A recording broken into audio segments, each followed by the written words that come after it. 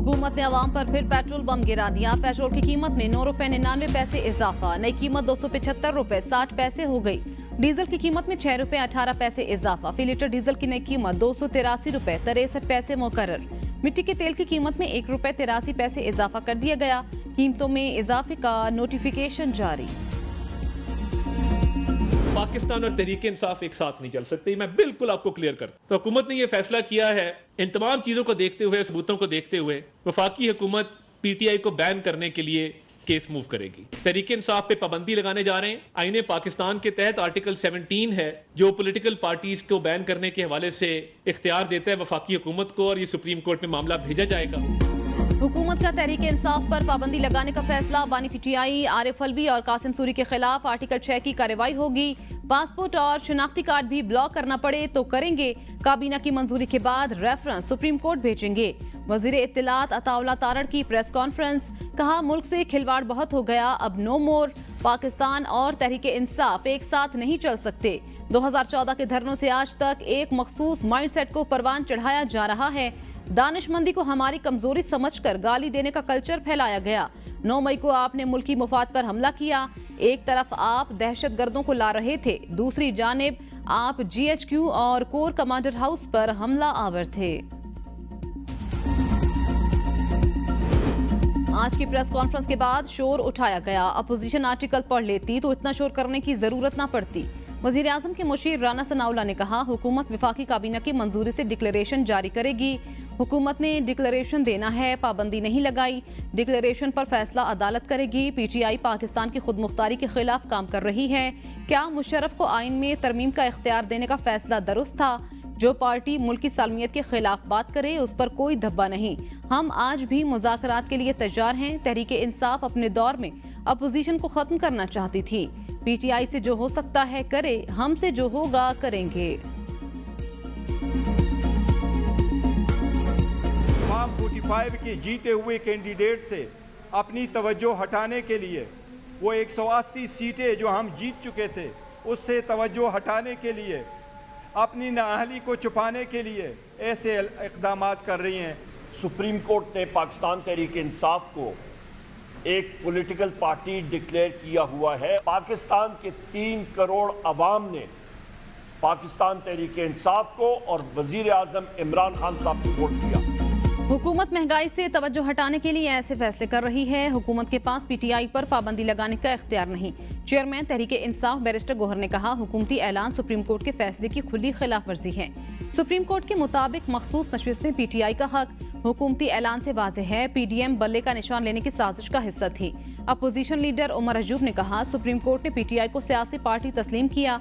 Form 47 पर बनने वाली हुकूमत के पास अक्सरियत नहीं।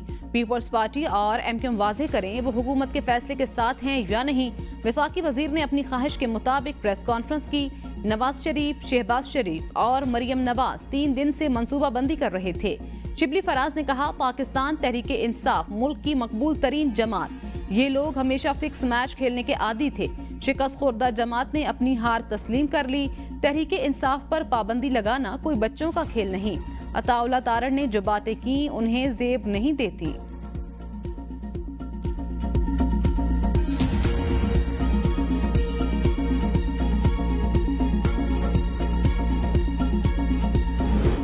अमेरिका ने तहरीक इंसाफ पर पाबंदी लगाने पर इजहार तशवीश कर दिया। वाशिंगटन में तर्जुमान महकमा खारजा मैथ्यू मिलर ने प्रेस ब्रीफिंग में कहा कि पाकिस्तान में सियासी जमात पर पाबंदी से मुतल्लिक हुकूमत के बयानात देखे हैं। किसी सियासी जमात पर पाबंदी लगाना तशवीश की बात है। इंसानी हकूक, आज़ादी इजहार के एहतराम समेत आइनी जमहूरी असूलों की पुरअमन पासदारी की हिमायत करते हैं। तर्जुमान अमरीकी महकमा खारजा का कहना था कि हम जमहूरी अमल वसीतर असूलों की हिमायत करते हैं। इनमें कानून की हुक्मरानी और कानून के तहत मुसावी इंसाफ शामिल है। हुकूमती इत्तेहादियों की पीटीआई पर पाबंदी की हिमायत। पीपल्स पार्टी के शर्जील मेमन कहते हैं, पीटीआई पर पाबंदी की वजह उनका रवैया और इंतहा पसंदाना पॉलिसियां हैं। इस सूरत हाल के जिम्मेदार बानी पीटीआई तशद्दुद, इंतहा पसंदी और फाशिज्म पाकिस्तान की सियासत के साथ नहीं चल सकते। एमक्यूएम की भी पीटीआई पर पाबंदी के हुकूमती फैसले की हिमायत।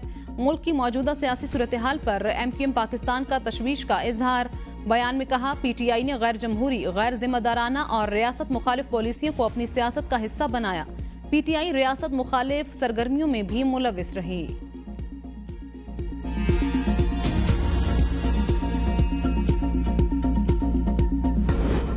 सियासी कुव्वतों के खिलाफ ताकत का इस्तेमाल मसाइल का हल नहीं। जमीयत उलमाए इस्लाम के सरबराह मौलाना फजल रहमान कहते हैं, मुल्क को सियासी बहरान से निकालने का वाहिद हल शफाफ और गैर जानिबदाराना इंतखाबात हैं।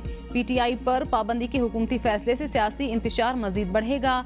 तमाम इदारे आइन के मुताबिक तयशुदा दायराकार में सिमट जाएं तो मुल्क संभल सकता है।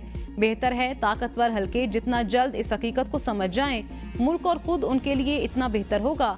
बसूरत दीगर बिगाड़ बढ़ेगा। मुक्तदरा तस्लीम कर ले मौजूदा हाइब्रिड निज़ाम नाकाम। अवामी नेशनल पार्टी ने हुकूमत का पीटीआई पर पाबंदी लगाने का फैसला बचकाना करार दे दिया। सीनियर रहनुमा अवामी नेशनल पार्टी मियां इफ्तिखार हुसैन कहते हैं, इस खेल का मुल्क के लिए कोई फायदा नहीं। 77 साल से नुकसान हुआ है।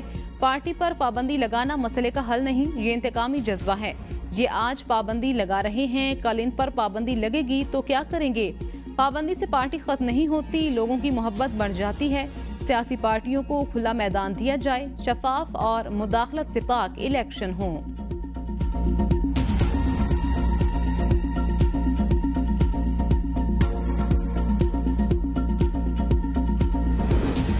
पीपल्स पार्टी के रहनुमा रज़ा रब्बानी की पीटीआई पर पाबंदी की मुखालिफत। हुकूमती इक़दाम को जमहूरियत के खिलाफ करार दे दिया। कहा, किसी भी जमात पर पाबंदी तारीख में कामयाब नहीं हुई, ऐसा फैसला कूड़ेदान में फेंका गया।